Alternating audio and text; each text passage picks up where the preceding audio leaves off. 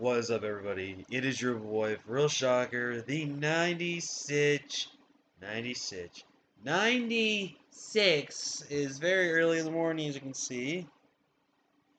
I woke up from sleeping, and I can't really go back to sleep, per se, so I finished my team building, and I'm ready to get into this matchup here. So, if you guys don't know, first off, before we get into this team builder, if you guys have enjoyed our PEBA season, definitely let me know in the comments down below. And if you have, hit the like button, subscribe, join the Fish Shocker crew today because you'll be feeling with the king of the crew. Thank you all so much for your love and support throughout this season, and the fact that we do have a possibility to go completely undefeated this season is something I never thought I could ever have done. Yeah, it's an off season, so it's not like the biggest accomplishment to it, but I still think it's pretty I think it's still a pretty big accomplishment still. So really I'm proud on that, but yeah, but you're here for the PEBA off-season finals. We are facing off against the commissioner. I'm pretty sure it's the commissioner or one of the commissioners of the league in Aquarius. If you guys do not know who Aquarius is, you are living under a rock. She is one of the top tier draft league players in the format. She is one of the commissioners behind the Champions of Galar tournament league that is going on right now, which if you guys have not been following that, where have y'all been? Like, that's a league full of the champions of all champions, and she is helped running that league with her friends there. So PEBA had kind of put on a back burner of sorts, so where she can finally have time to get back to this, prep and everything like that. Now, I know Aquarius is probably not going to take this match, like, super serious, because I would imagine her main focus and main prep is definitely going to be towards the Champions of Galar. But I know she's still going to at least try to win this match, obviously. She's undefeated as well, so it is the ultimate showdown of finals. Undefeated team versus undefeated. And I think you can't ask for a better finals matchup in my honest opinion. And I think honestly our two teams were definitely obviously proven to be some of the best teams in the league. So this is going to be definitely a tough matchup for me, but I think we have the team to do it. Ugh, excuse me. I think we have the team to do it. I think we have the opportunity to pick up a W. I think we can, honest to God, be able to pull off a big win here. But obviously, it's going to come down to how the players use their teams and everything like that. So, but before we get to this team breakdown, again, check out Aquarius. She's amazing. She's a really good battler. She definitely tries her best to do everything she can to, give you guys amazing content. And she's not uploading this off season, which is perfectly fine. Sometimes certain content you just don't want to upload for all that. But just so you guys know, I'm really excited because I always love playing draft league players that I actually have watched and are subscribed to and all that. So I always think it's just a really nice, kind of honor in some way to just battle them. Like when I thought I was battling Dr. Slacking, I thought it was gonna be a really big honor, but it just was one of their friends just using a different profile picture of him. But still, so with battling Aquarius, I'm gonna be feeling so happy to do this matchup, and I'm just really looking forward to this. So with all the praising around, we gotta get to the bad blood now. But anyways, let's break down her team first before we get that. She's got G-Max Tostricity, which you may think is a really bad G-Max. She has destroyed people with this G-Max. She's been proving how well this thing can still do in a draft league setting with the Dynamax format with Gigantamaxing. So she's definitely done really well with that. She has Garchomp, which is a very scary threat. SD Scale Shot is obviously always a scary threat. She hasn't been able to use this too offensively. It's definitely been one of her main rock setters for her team, so definitely something to note there. Obviously, Gyarados, massive threat with Dragon Dance or potential Choice Band. I obviously would expect the Dragon Dance set. Scizor she's been using, kind of good utility, pivoting and anything like that. not exactly something she's been using crazy offensive. Tyranitar she's been using kind of more just a bit of a semi-breaker just to chip down teams and occasionally set up rocks if she doesn't bring Chomp. Gardevoir she hasn't been using it quite a lot of, but Gardevoir I think is more kind of been just like tanky and then just dealing out decent chunk of damage and stuff like that. Keldeo again, she hasn't really been using that much, but it's definitely been playing more of an offensive Pokemon for her team. Set to Scorch, I think she's only brought one time, kind of more of like a tech idea with Fire Lash, Leech Life, Protect, and just excuse me, kind of more or less like break but scout type of set. Whimsicott she's been using definitely to utility Arizona. She's never brought Corsola, and I think she's never going to be bringing Corsola, especially since I have two dark types. So obviously the top 60 are what I'm mostly expecting. There is a decent chance we could see Keldeo plus Scorch a decent amount of the time, but I don't think we're gonna see it unless she really needs something for a fire immunity on her team, which she's got already three fire immunities as is. So she could have it. I'm not saying I wouldn't put it past her. Excuse me, wouldn't put it past her to do that, but because it's a good Techmon, especially for scouting. But Keldeo is definitely something I'm a little more scared of if she brings over something like Gardevoir. And like if she brings that over Gardevoir, I'm definitely petrified a little bit. But I got my counters around that thing, so I'm good there. So, but the main reason I see Toxtricity, Garchomp, Gyarados, Scizor, Tyranitar, and Gardevoir. Gardevoir's really good because it gives her a bit of an electric immunity for her team besides Garchomp. With I mean, Trace, because I could see Trace definitely being a big factor to this matchup. Tyranitar kind of seemed being like mixed bulky. I could see something maybe like Chople Berry, Choco Berry potentially. Scizor, I see more like banded leftovers or Okaberry, Gyarados, Dragonite, Sweep. Garchomp I could see being potentially Choice Scarf to be able to outspeed everything on my team. In that type of regards, in Gmax history, I fully expect like Shifter, Boom Burst, and probably just Dual Stab because I think she needs Dual Stab in order to do this. Because I believe she can only get, yeah, she only can get the electric move of the her ability from the electric attack. So definitely something we're going to make sure we try to take advantage of and try to kind of excuse me, to kind of move on from there. But yeah, I think she's got a really good team. I think this is going to be a really good matchup, and I think this is definitely a really solid prep on my end. So let's just go ahead and get into this matchup. So kicking it off, we have one of our MVPs of the season. That is Zeraora here, my avatar with Plasma Fist, Drain Punch, Blaze Kick, and Play Rough. This set really does not touch Toxtricity whatsoever. But the goodness is Toxtricity is not a free switch into this Pokemon. Toxtricity gets punished if it lets me do a lot of things to it. But basically, the set hits everything for super effective to neutral damage. I have the Shuka Berry there, so that way if I get a Garchomp switch in correct, or just chip it down with Drain Punch into Play Rough and kill, it's also really good. Also, if she reveals to be Choice Scarf, I actually will be able to know that right at the gate. She might be Yachi Berry, potentially Roselli Berry, and stuff like that. If she's Roselli Berry plus Scale Shot, I'm actually kind of petrified. But again, if I keep my Sugar Berry intact, I should be fine.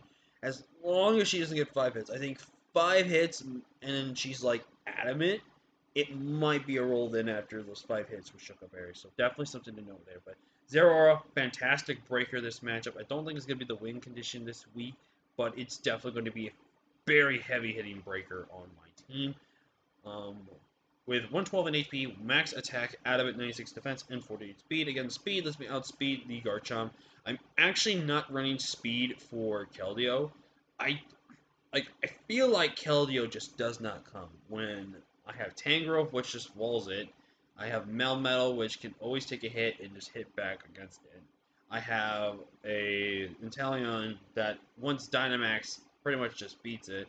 I have Zeraora, which just outspeeds it.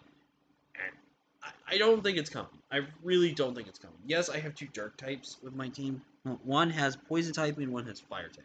It only realistically counters the one versus the other. So I generally don't think Keldeo's coming. If Keldeo comes, that's gonna definitely be problematic. But again, like I said, I have ways around it. With our second Mon here is definitely another one of the relative MVPs of the season. Not strongly, but it's definitely been putting in the work for our team. Is GoldenEye 007, our G-Max Intellion, which I'm pretty sure we have brought every single week into every single game, essentially. Just proves that when you draft a really good G-Max, it's definitely a good solid brain. I mean, it's just your G-Max. It's gotta be broad. But we are running Air Slash Skull, Hydro Pump, and Ice Beam. Ice Beam is there for two kind of reasons. One, it's kind of there to help change the weather on the Tyranitar, so I think that's because a Hydro Snipe does not actually change the weather. It just goes for damaging offensive moves. So I think that's going to be a really cool thing about the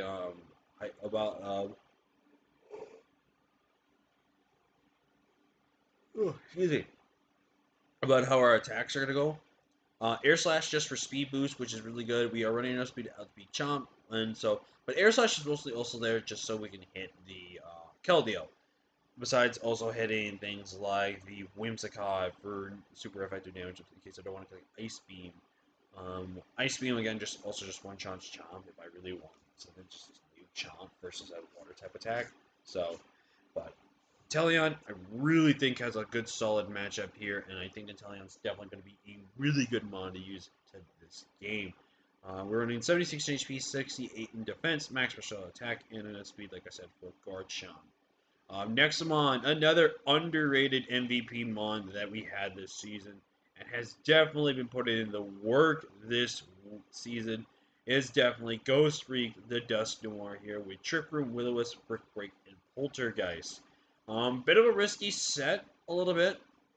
I wanted to put things like Fire Punch and Ice Punch with Trick Room, but the problem was when I looked at this matchup, you look at like her Ghost immunity, it's not really there at all.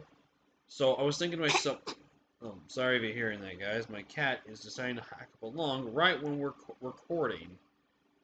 He's gonna be okay then. But I ultimately felt like this was a set that just works. Brick Will-O-Wisp just to cripple everything on her team that's physical, which I think is really important. Plus, with Trick Room up, it sets up actually really well for my next two Pokemon. And you're going to see how the theme of this team is going to be. But I'll explain everything once we get to our last mon. But Dusknoir, basically here to hopefully just take some hits, chip down her team, and just really set up for some of my mons to just break in Trick Room, which I think is really cool. Up next, we're bringing Nuts and Bolts, our Melmetal, and we're finally bringing Choice Band, baby. I think a lot of people have been wondering why I don't ever bring Choice Band on Melmetal. I was actually really debating on Rest Sleep talking Melmetal after I saw, I believe it was Tone and his Malamars and the SBU bring this set.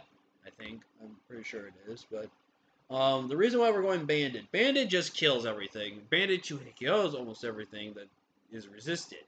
So, Earthquake, 2 AKO, Scizor, Double Iron Bass, and that's just like super defensive with HP invested. It does 2 AKOs. Ice Punch, OKOs. Thunder Punch, OKOs. Obviously the typing, so we don't need to worry about. And again, under Trick Room, this thing just kills everything. I could have ran something like AV. I could have ran something more like Expert Belt, or something like that, just or Shook Up Berry or Weakness Policy, you can even say. But I liked Banded just because Banded, even though if I can get me at least a kill or two before this thing has to go down, and that's what I really love about Melmetal in this matchup. And that's why I think you got to be very careful with how you bring your Pokemon. Like, you look at it, let's quickly look back at our team, right? Where do you see Will-O-Wisp coming from? You only see Will-O-Wisp coming from one Mon.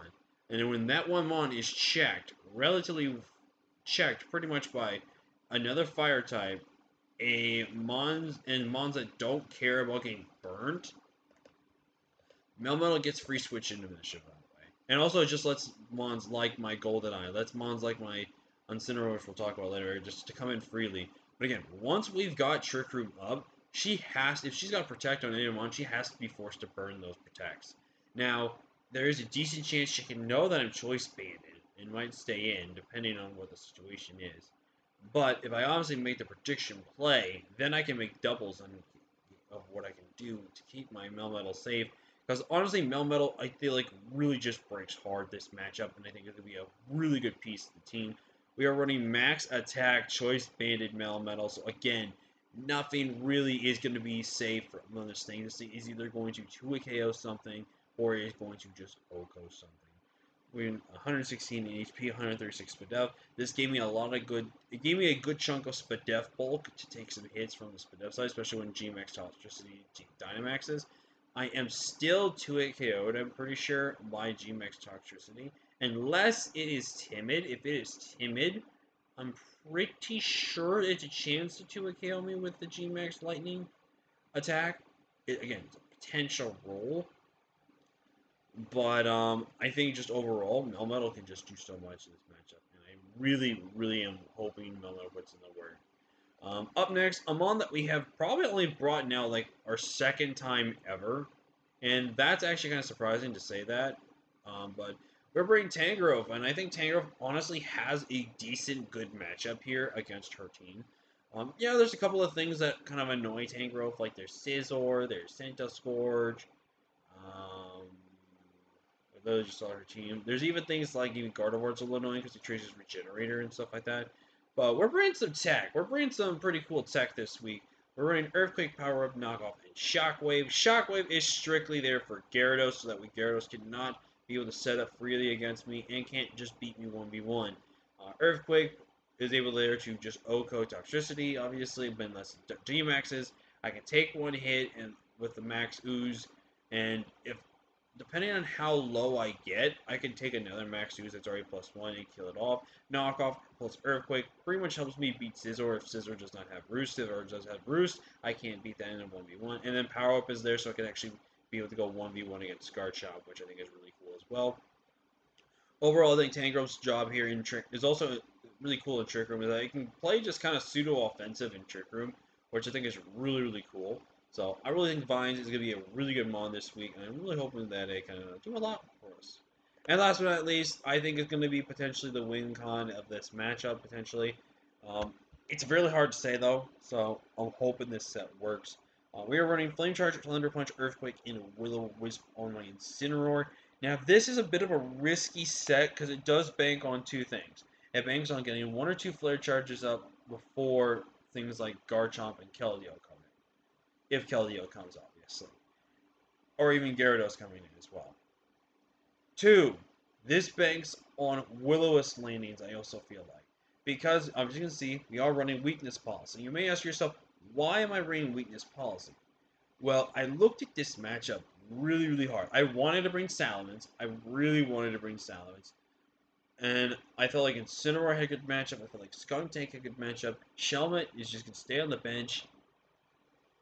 The reason why I decided not to go Salamence, I think I struggled so hard to figure out the best 4 moves for Salamence because I needed coverage for Tyranitar. I needed coverage for the Garchomp. I needed coverage for Toxtricity, I felt like. I needed coverage for Scizor, for sure. Like, I had so much coverage, like I couldn't run a Flying type move, which I think Flying would have been okay for this matchup. I needed a Fighting type move, a Fire type move, a Dragon type move, a Ground type move. Like, I had all these moves that I really needed, and I just felt like I could not, for the love of me, fit it on Salamence. And I'm hoping and trying to bank on her thinking I'm going to bring Salamence, because then if she brings the Gardevoir, Gardevoir cannot reliably beat me 1v1, especially if I get a boost. If I get a boost up first, and I have already chipped it down, I could start beating that thing 1v1. I don't think she's expecting. I think she's honestly not expecting Incineroar to come when she has 2 really good Incineroar answers. So, again, really think we have a good mindset. Again, if we get a Flame Charge off first and there's no Keldeo, if Keldeo's here, then I'm going to be a little more smarter with how I'm playing my Incineroar a little bit. But if she doesn't bring Keldeo, I'm free to kind of just Flame Charge and try to pop my Weakness Balls in on Trigger Break. This is either going to be a good breaker or a win con to this matchup. So again, like I said, it banks on getting 1 or 2 Flame Charges up before Garchomp comes in, and then this banks on also getting a Weakness Policy proc, and also getting Will-O-Wisp lands to help proc the Weakness Policy as well. So definitely some big important information there. We're running 68 HP max attack and 188 speed. That speed will let me outspeed max speed Chomp at +1 if it is not choice Scarf. And again, even if it's Scarfed, and even if it's like say it's not Scarf, it outspeeds me and clicks Earthquake. If it's not Life Orb, I can actually live one Earthquake hit. Well, actually, even with Life Orb, never mind, because I'm Intimidated. Duh. With the Life Orb hit, we should always live one Earthquake. Rocks are weakness policy is we Flame Charge. And she's not choice Scarfed. Like, this is the reason why I want to get my Flame Charge off first before anything else. Because if I get my Flame Charge first and she's Scarfed, and she clicks Earthquake on me, I guarantee live. And it also depends if I get my +1, my -1 on her, and then I can play the Switch game round and round and round with her. So, but yeah, overall, Incineroar, fantastic mod in this matchup. I think we got the piece that we need to really make Incineroar shine this week. But that is going to be the team, guys. This team will probably win a little longer for you guys, but I think it's the finals. We gotta make sure you guys get all the juicy detail out of this matchup that we have going to face Aquarius, and I am super excited for this matchup. Win or lose, I'm just gonna be happy to play Aquarius. It's gonna be a really good honor to play her. And I'm just looking to have a good fun match, dude. I'm not going to be too ashamed or unhappy if we lose and don't get the undefeated season. But I'm just going to feel super proud just going undefeated all the way to the finals, which is my best showing in Draft League, which I think is incredible. So, thank you all so much for watching. Leave a like if you haven't already. Subscribe if you're new. Thank you again for all your love and support throughout the season. And let's hope we pick up another championship before the Gen 4 remakes drop, and we go for championship number 8, which is crazy that I'm even saying that right now. But yeah, thank you all so much for watching. Like, comment, share, subscribe. I'll see you guys later. Peace.